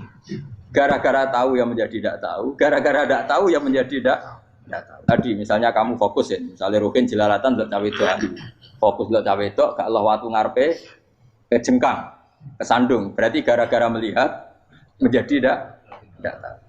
Ya kira-kira seperti itu. Gara-gara fokus delok dunya nganti roh hae Allah Subhanahu wa taala. Di sini Allah sering pesan fala taghurrannakumul hayatud dunya wala yaghurrannakum billahil. Kamu jangan tertipu dengan kehidupan dunia. Makanya saya itu orang yang paling fanatik sujud. Soalnya kalau suwun jenengan sing sujud. Mau sujud salat lima waktullah nikmati. Karena sekali kamu terbiasa mensifati dunia ini penting, nanti kamu akan lupa mensifati akhirat itu penting. Dan itu awal kamu tergelincir dari ansawa isabil, dari jalan yang benar. Makanya tadi pepatahnya orang sufi apa? Anna sunyamun wa idza matu indah. Manusia itu tidur, kalau mati baru. Terus contoh kedua begini. Kenapa Allah begitu murka ketika orang tidak mengerti hak-haknya Allah? Bukan karena Allah anarkis atau keras, tidak. Memang secara akal pasti begitu. Saya sama tak beda ini. Lihat contoh gampang-gampang saja, tak wari logika. Kalau ada orang buta lewat kemudian nabrak tembok, karena apa dia? Karena buta kan? Buta itu maknanya apa? Tidak tahu. Akibat tidak tahu, nabrak tembok. Ya kan? Karena tidak tahu. Karena tidak tahu, nabrak tembok. Karena tidak tahu, terjatuh di sungai. Karena tidak tahu, terjatuh di jurang. Sekarang juga sama. Orang karena tidak tahu pentingnya agama, tidak tahu pentingnya Allah, kemudian dia fokus ke duniawi. Akhirnya ya nabrak tembok. Natijanya sama enggak? Saya ulang lagi ya. Orang buta karena tidak tahu nabrak tembok. Orang fokus ke perempuan cantik atau melihat apa, kemudian dia tidak tahu depannya juga nabrak. Untuk menjadi nabrak itu syaratnya tidak tahu apa tahu. Bisa dua-duanya. Tidak tahu ya sebabnya nabrak. Fokus ke yang lain ya bisa. Maka tidak tahu ya sebab nabrak. Fokus ke yang lain juga sebab. Nah, mata kita, hati kita ini sudah dipenuhi hal-hal yang tidak penting, sehingga kita lupa dari hal yang penting. Kayak tadi kita mau minum kopi saja, fokus sampai meninggalkan anak main sampai jatuh. Berarti minum kopi sebenarnya tidak satu kebodohan, tapi ketika membiarkan anak kecil jatuh itu adalah kebodohan. Sebetulnya makan menikmati dunia itu tidak kebodohan, tapi ketika Anda melupakan Allah itu menjadi satu apa? Kebodohan. Ini disebut kamu jangan terlena oleh kehidupan apa? Dunia. Nah, kenapa terlena? Itu kakean delok. Mulane Nabi itu ora tau delok dunia. Nabi, saya ini tak latih gitu di wali, tapi muka dimah. Kulon itu belum pernah delok. Saya pernah punya kakak wakil bupati, punya teman gubernur banyak tuh. Kalau delok susu rawani, mereka khawatir senang. Nabi itu pernah, Nabi itu jenenge manusia pernah lewat itu. Kemudian tonggo-tonggone Nabi kebetulan pas pulang bawa unta-unta banyak. Itu Nabi melihat mungkin 0, sekian detik. Itu wis dilori pangeran. La tamuddanna ainaika ila ma mata'ana bihi azwajan minhum zahratal hayatid. Jadi misalnya kayak Rogen misalnya dulu wong numpak Alphard pejabat ono sing bukakno. Enak aja nak jadi wong ngene. Kalimat itu direkam oleh Allah bahwa Mustafa pernah ngomong enake dadi wong iku numpak Alphard ono sing bukakno. Tapi kan tetap kirim. Sehingga nanti di akhirat kalimat itu direkam misalnya nanti ternyata yang numpak Alphard misalnya nyuwun sewu misalnya yang numpak Alphard tadi tetap di neraka, kamu ya ikut di neraka. Karena dia menikmati Alphard lali akhirat, kowe yo ngangen-angen kepengen seperti itu. Maka poinnya sama. Kalau pun rokok bareng. Terus ada orang sujud di musola, melarat sujud. Kowe gak pernah enake dadi wong iku. Padahal sujud itu yang menjadi orang masuk surga. Terus kowe ditakoki ning akhirat. Kowe tahu angen-angen dadi wong sujud mboten nate. Tapi kowe tahu angen-angen mewah nate. Yes, seneng kono kira-kira gitu. Lha iku latara undal pas kowe roh ilmu yakin pas wae mlebu neraka. Lha iki mulane tak ajari dini kiat-kiat supaya kira mlebu. Makanya latih melihat dunia gue juga kesuwen. Misalnya di konco, di pejabat. Kalau nanti di keluarga pejabat, sampai sekarang pun saya sering punya teman. Buat nanti kalau melihat bahwa dia pejabat. Karena saya takut dosa. Saya melihat dia seorang mukmin yang sujud, yang sholat. Saya bodoh sekali kalau melihat dia pejabat. Karena itu tidak ada artinya di akhirat. Saya sampai sekarang yang saya melihat presiden orang yang mukmin, sehingga saya harus hormat. Saya melihat bupati orang yang mukmin, sehingga saya harus hormat. Melihat sampean ini wong sing mukmin, malah gue jalalan barang ini sudah mukmin plus. Jadi rasa tiga kartu pinter gue jalalan. Jalalan gudul bisa gaya bisa. Gudul lu rano mana nih? Oh anu keangger wong bisa maca kitab kok. Gundul. Jos lah. Jadi saya ulang lagi ya. Makanya saya itu nanti kalau sampean alim sudah kayak saya, itu pasti tidak kagum sama sahabat. Sahabat itu, apalagi Rasulullah ya tentu. Sahabat dulu aja yang gampang ditiru.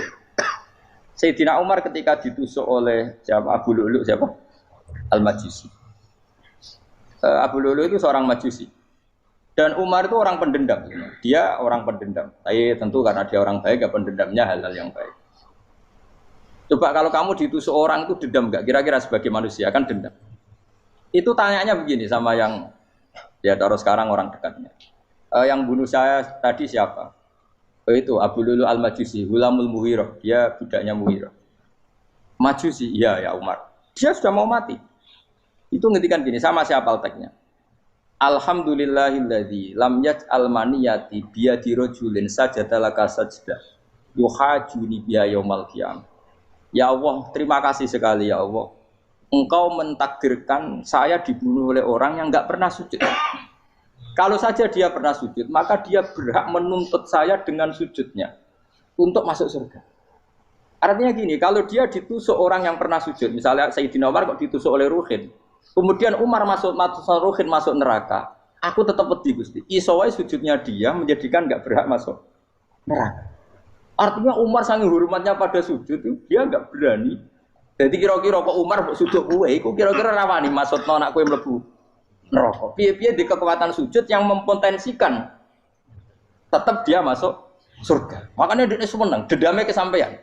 Syukur lah anak sing mateni aku ora tau sujud. Dadi tak patut nang neraka langsung bludeng ngene kira-kira gitu. Saking hormatnya ambek sing jenenge sujud. Tapi kita sekarang enggak rawong ning musala sujud. Ya jan wong nganggur. Otak kita ini sudah PKI lah kamu. PKI halus. PKI yang tanpa kartu, paham? Makanya Allah kalau muji sujud, enggak sampean tak latih supaya baca Quran yang benar. Kayak apa Allah bikin Ka'bah? Kayak apa mulianya Ka'bah? Itu dibikin Allah untuk apa? Lil akifina wa satusai warrukais sujud, dan untuk orang-orang rukuk dan sujud. Ketika Allah menurunkan rezeki di bumi dan di langit, itu perhitungannya Allah masih itu asli. Rabbana liyuqimus shalah faj'al afidatan minan nas tahwi ilaihim warzuqhum minas sama. Gusti, ben nak sujud ku kuat. Piye-piye menungso nak ramangan ra kuat. Nak is kuat dia tenaga yo ben sujud, liyuqimus shalah. Ketika Allah muji orang baik atau ibunal abidunal hamidunas saihuna satrusnya arroqiunas sajid, yang rukuk yang sujud. Karena tadi ketika nanti Anda di akhirat, kenangan terbaik Anda di dunia itu hanya sujud. Liyane itu coba misalnya kene akhirat terus video disetel pas kongkoi ini perapatan. Bariku nglamonem disetel. Beda di pegawai negeri, ngayal gajinya sakmene, engko sakmene gue wayo, wan terekam kabeh. Oh ora sini wong. Terus tokoh idola sing duwe wae sing tumpakane Alfa di sekretaris saya. Iku mbok neng utakem iku berpuluh-puluh tahun. Dan itu jumlahnya poinnya misalnya 100.000. Bareng idol anu Kanjeng Nabi mau 10%, cuma gayanya maca sholawat, tapi sebetulnya agak tahu bayangno ahli ini miskinan, Mbak Amit nih miskinan. Gayanya maca sholawat, aku teke ora tahu kepengen melarat koyo. Itu direkam. Makanya dari Habib-habib sing alim-alim niku almar'u ma'aman ahabba hada targhib wa tarhib. Kita ini kan sering dimotivasi mubaligh. Mubaligh itu kan saya naik dhewe nang. Harus pokoknya seneng Nabi swarga. Dari Habib-habib sing alim nak ngritik, masalahnya dawe mu almar'u ma'aman ahabba. Wong dibarengno wong sing diseneng. Apa kamu bisa menjamin seneng Nabi saudure seneng wong-wong itu? Jangan-jangan kita lebih berkeinginan seperti orang tertentu yang kaya raya, yang terkenal, yang hebat. Meskipun kowe oleh sana muni seneng Kanjeng Nabi. Jangan-jangan status cinta kita terbukti ke orang itu. Iya, toh misalnya gambarnya pasang neng kamar, puas. Partai, uang, kuasa. Terus, kue nyumbang masjid nyuwun sewu mau 50.000. Tapi bareng nyumbang untuk kemenangan orang itu 10 juta. Nyebut uang itu satu hari 100 kali. Nyebut Nabi benda sholat. Bareng dihitung, dipoling mbak malaikat. Disurvei buat dipoling orang-orang pokoknya. Dengan cara begini status senangnya orang ini ke siapa? Ya, ono pengajian sholawatan nyumbang 50.000. Nanggup pemenangan. Harus sudah diundang hayya ala sholah melakukan teknik komat. Tapi nak diundang acara kampanye teko ngarep sedurunge 2 jam. Dari sekian di polling, terus kadar cintamu ke siapa coba? Dari sekian indikator misal cara polling. Jangan-jangan diputuskan lebih seneng ke itu. Ya sudah almarhum aman. Apa? Makanya kata orang-orang alim almarhum apa? Orang itu terserah disenangi. Masalahnya kita ini tidak ada jaminan lebih seneng Nabi.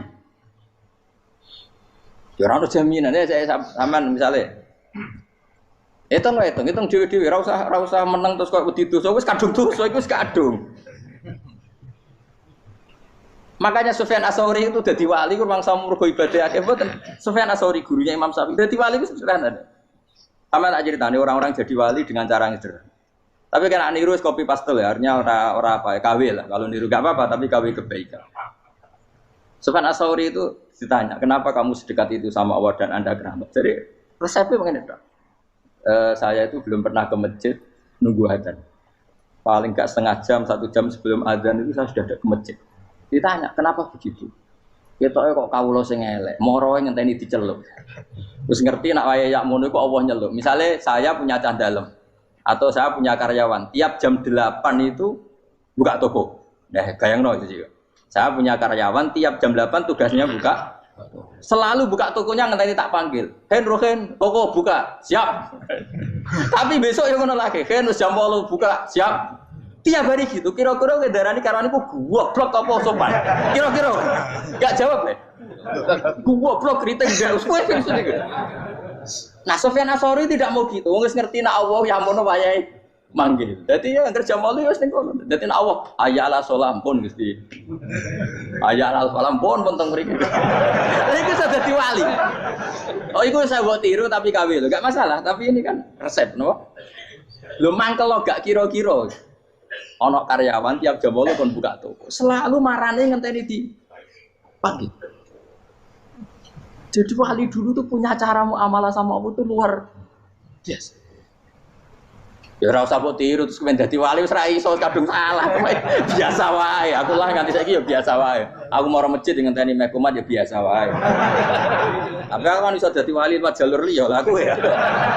Jalurku kan akeh. Mulang ya mari wali, sabar ning coba ya mari wali. Jane ana jalur fakir ya mari wali kan. Tapi kan loro, fakir loro. Jadi Imam Adil ya wali, di bojo judes iku wali masyhur. Ana wali mu barokah di bojo judes. Jadi ya jalur dadi wali. Wo lebih ngeri lagi. Ngeri tenan antine akhirat aja wedi. Jadi anak jote apa kan? Para suami takut istri silakan baris, bareng sing wis baris, bareng sing wedok. Pak Rene lho tetep moro-moro. Waktu dibujuk kegawangan ini akhirat bahaya, you know. Yes. Bahaya, dibujuk nganti kegawangan apa? Tengah akhirat. Masyhur jadi cerita-cerita wali guys. Biasa ulang lagi ya. Latih, meskipun dari kecil latih. Makanya kamu tahu kenapa Quran itu kalau ngendikan sujud kayak gitu spesial. Balillah fa'bud wa kum minas syakirin. Jadi meskipun kita di dunia umumnya orang saya makan, saya minum. Saya juga punya istri, punya keluarga. Tapi saya belum pernah melihat anak saya itu sebagai anak saya. Saya kalau melihat anak saya ini teman sujud saya, nanti yang meneruskan sujud saya. Saya tenan kulon bolak-balik ditanya istri saya dan agak-agak marah. Gus Pak, kenapa kamu hormat sama anak sampai gitu? Kalau nanti manja gimana? Kalau terlalu manja, saya bilang itu udah anak saya. Itu nanti yang meneruskan sujud saya, meneruskan rukuk saya. Saya nanti pasti mati dan saya butuh di bumi selalu ada yang sujud sama Allah. Dan itu yang paling dalam otoritas saya itu anak saya. Orang lain itu enggak dalam otoritas saya. Jika kita melihat anak itu ini penerus sujud saya, penerus rukuk saya. Kita enggak sudah duniawi sekali. Rumah tanah, anak tua ben di rumah. Kapitalistik. PKI lah pikiran yang ngono, Cina yang ngono. Wong fasek-fasek ning dalan ngono kowe nggawa jalalan ngalor itu petek ngono. Jadi dulu itu kalau para nabi donga fahab li milladunka waliya yarisuni wa yarithu min ahli Yakub, seorang turunan yang meneruskan tradisi sujud, tradisi. Sehingga ulama-ulama dulu kalau dongakno anake ya min ahli sujud, wa min ahli Quran, wa min ahli sunnah napa? Enggak apa-apa kowe seneng donya gak apa-apa. Ora usah tak warai wis seneng dhisik. Paham? Dadi ora usah. Ora usah cara Gus Bak ra apa-apa. Ora usah tak arani ra apa-apa wis mbok lakoni. Makanya kula suwun sangat. Sujud itu luar biasa. Nanti kamu di akhirat kenangan terbaik Anda di dunia adalah pernah apa? Sujud. Bayangkan kalau itu jadi orientasi Anda.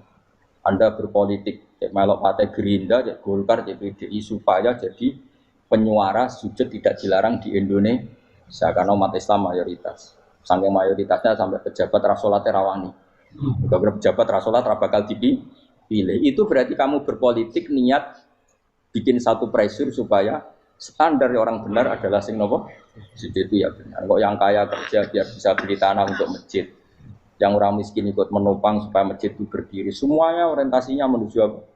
Sujud. Jadi tidak sujud itu harus jadi wong khusyuk sing goblok terus sujud terus. Tahu-tahu negara dikuasai komunis misalnya. Terus akhirnya sujud gila. Termasuk menciptakan satu suasana Islami di negara ini juga berarti menciptakan keberlangsungan sujud. Karena dengan suasana Islami berarti sujud tidak dilarang bahkan dianjurkan dan sebagainya. Ini penting saya katakan karena kalau tidak diingatkan ruwet. Nabi itu pernah punya anak dalam. Anak dalam itu setelah mau boyong cara santri itu ditanya, kamu minta apa sama saya? Ya Rasulullah kasih waktu 1-2 hari mau saya pikir. Karena yang menanyakan orang yang sayyidul awalin wal akhirin. Setelah sekian 2 hari, minta apa kamu? Jaluannya gak tanggung-tanggung. As'aluka murafaqataka fil jannah. Saya minta jadi temanmu di surga. Oh Nabi kaget tuh. Kok kalian diwarai wong? Mboten terjemah. Kok Nabi diwarai wong? Enggak ada ya. Terus kenapa kamu minta itu? Kata tadi, kalau saya minta dunia itu nanti zailah, dunia itu pasti hilang, faniyah pasti hilang. Maka yang abadi adalah saya jadi temanmu di surga.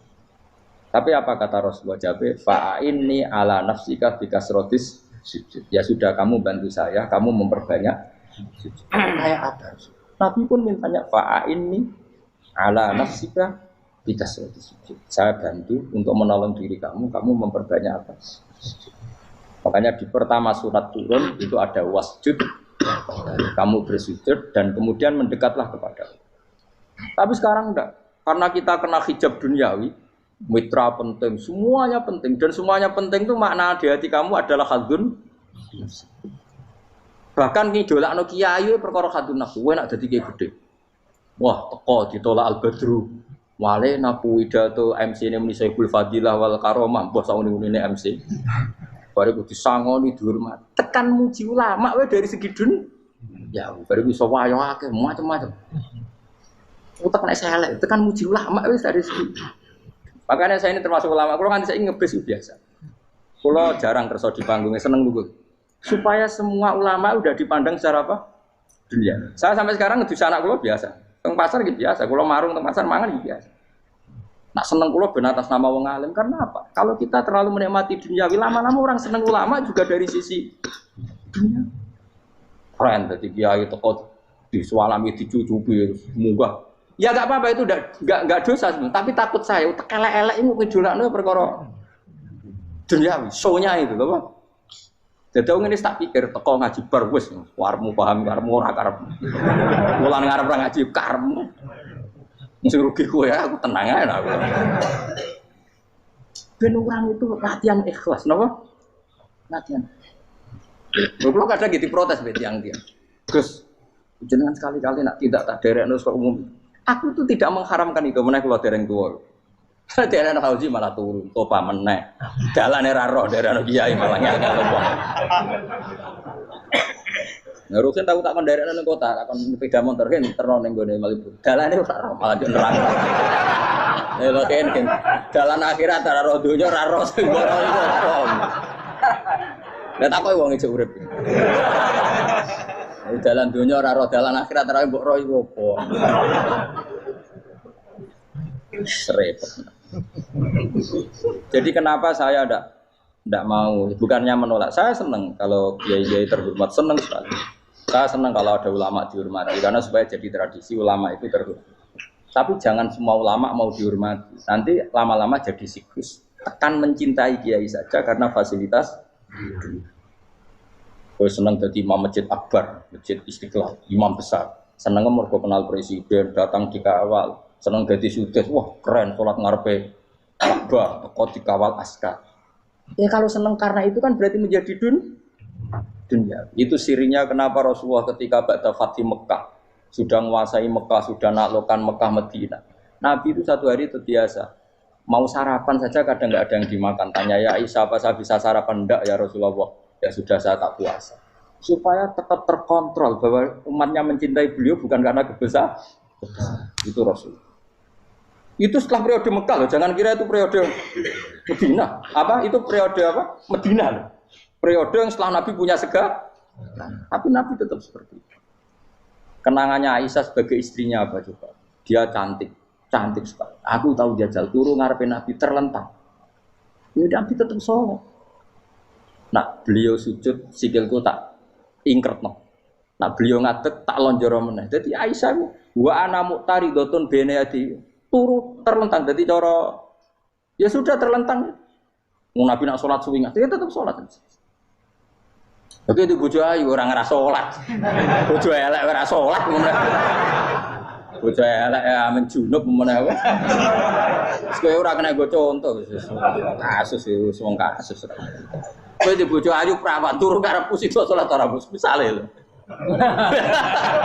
Pomone wong jegoten wae tambah over. Mustofa lho kula ora ngenyek jegoten liyane ora usah situ. Mergo nang ngenyek wong akeh dosa, nang ngenyek wong sitok ora. Misale dosa tak hitung mau ke sore. Aku ngenyek dosa sitok, mulang ganjarane 10. Cek susu piro? Cek surplus orang dagang aja. Cek badi. Iku enak adene ra ikhlas. Ra ikhlas aku yo ra ikhlas ilmuku, malah lara. Malah rokok ping 13 sebenarnya. Makanya ini dipikir ya, saya ulang lagi harus dipikir secara matang-matang bahwa kita tidak boleh terlena oleh kehidupan dunia. Menjadi bodoh kan Anda minum teh kemudian anak Anda jatuh di pinggir Anda. Paham? Nah, sekarang menyangkut mukjizat. Ini masih tentang ayat ini. Nanti sampean tahu logikanya.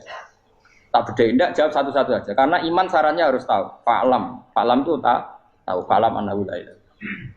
Ketika sekarang telur, saya memberitahu misalnya, Gen, telur ini udah dipitik, cara kowe mungkin tor. Ayo jawab satu-satu.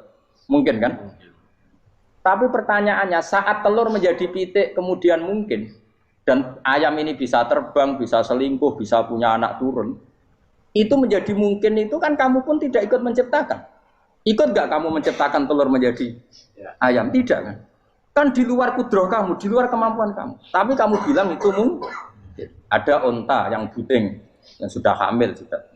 Kamu bilang nanti onta ini mau punya anak dan anaknya nanti bisa jalan seperti induknya. Kamu katakan apa? Mungkin. Tapi saat Anda katakan mungkin, Anda ikut menciptakan enggak? Enggak kan? Tetap itu kudrohnya Allah. Tetap itu. Maka para nabi itu tidak tahu bedanya antara onta yang keluar dari indukannya dan keluar dari batu.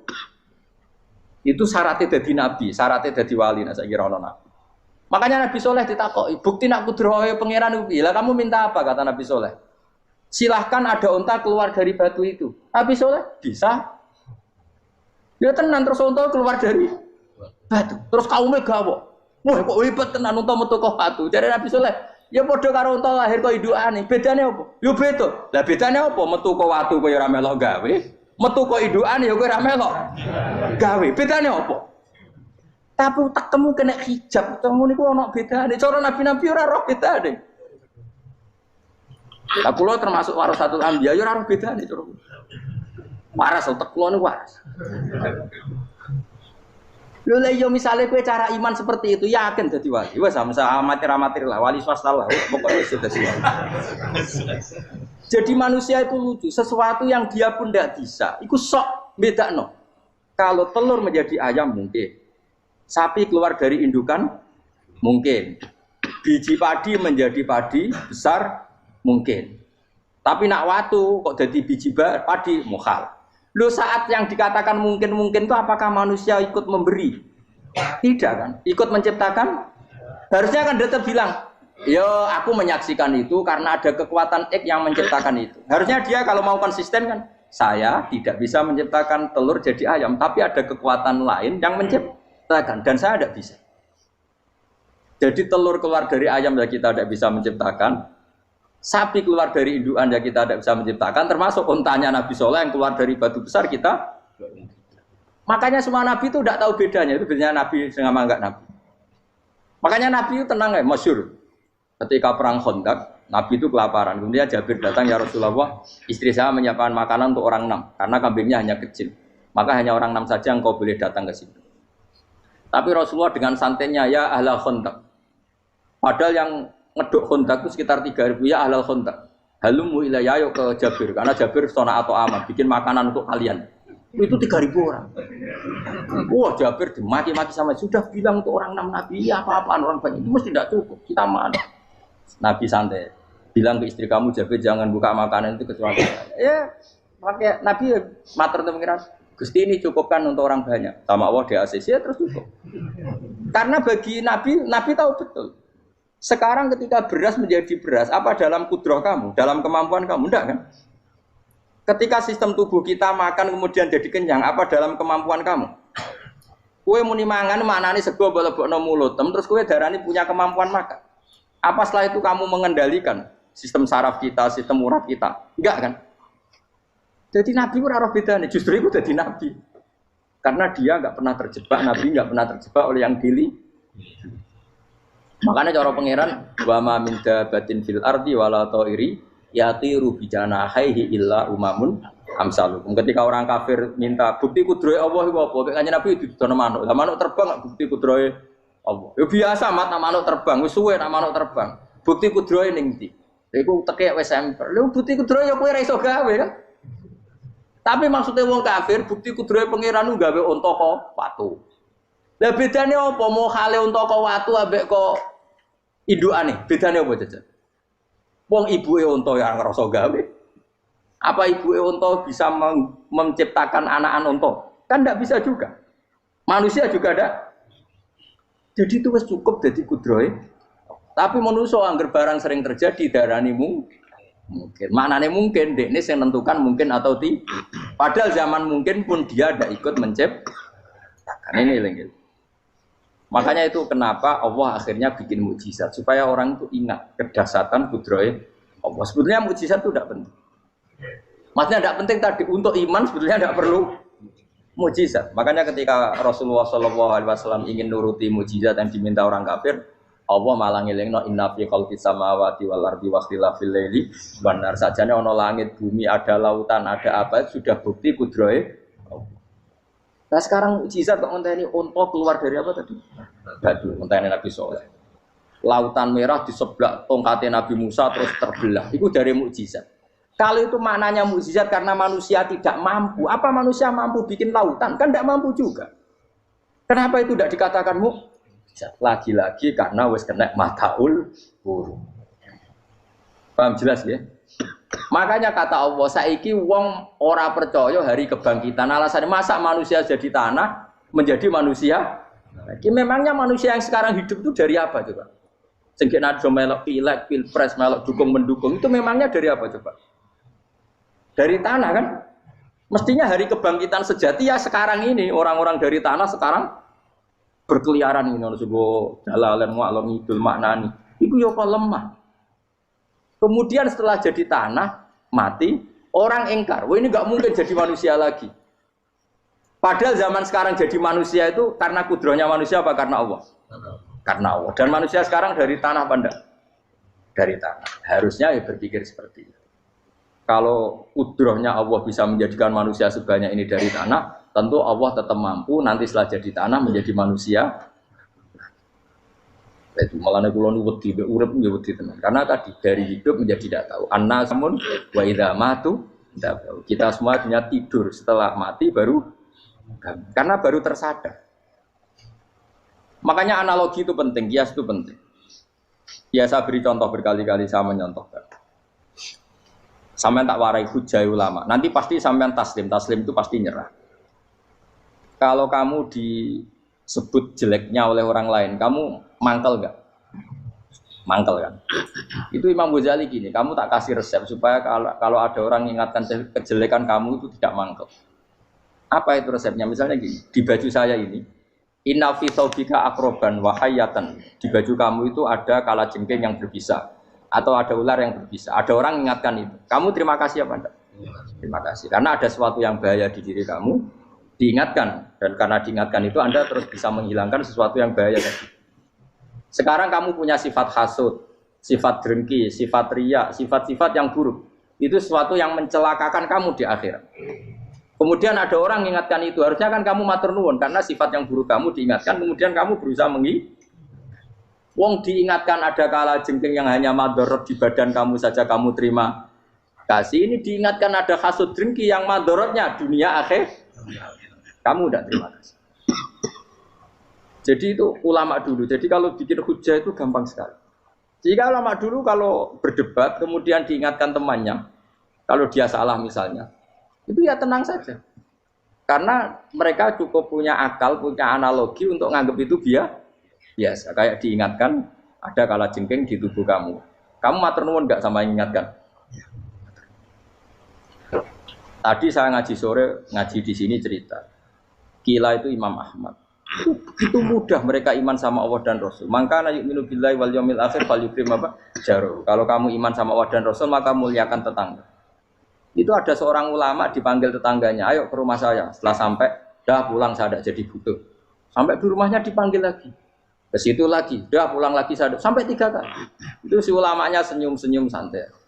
Ketika pemuda tadi insaf dan minta maaf, kenapa Pak Ulama kamu kok tenang saja? Jawabannya enggak. Kata Rasulullah, saya disuruh hormat tetangga. Saya senang sekali bisa melakukan perintah Rasulullah. Jadi saya nurut kamu itu tidak ada urusannya dengan kamu, karena perintahnya Rasulullah. Nangis muda tadi. Kalau kita kan enggak, gengsi dong, giambar. Ini kan kita gayanya muni sunah Rasul, tapi tekeu jihadun. Nah kalau kamu sudah gitu, Tak daftar dadi wali, mbok KPU-ne oleh nyetujui mbok kapan ora tapi daftar. Saya ulang lagi, jadi kamu harus terbiasa dengan kias yang diajarkan Quran ya. Jadi ketika bijian jadi pohon besar, itu pun kamu katakan mungkin. Padahal ketika kamu katakan mungkin, kamu pun tidak ikut menumbuhkan bijian jadi pohon asam yang besar. Itu menunjukkan kudrohnya Allah. Artinya sebetulnya kamu hidup semuanya itu hanya menyaksikan kudrohnya Allah tanpa kamu memberi kontribusi. Kenapa kamu yang menentukan mohal dan tidak mau?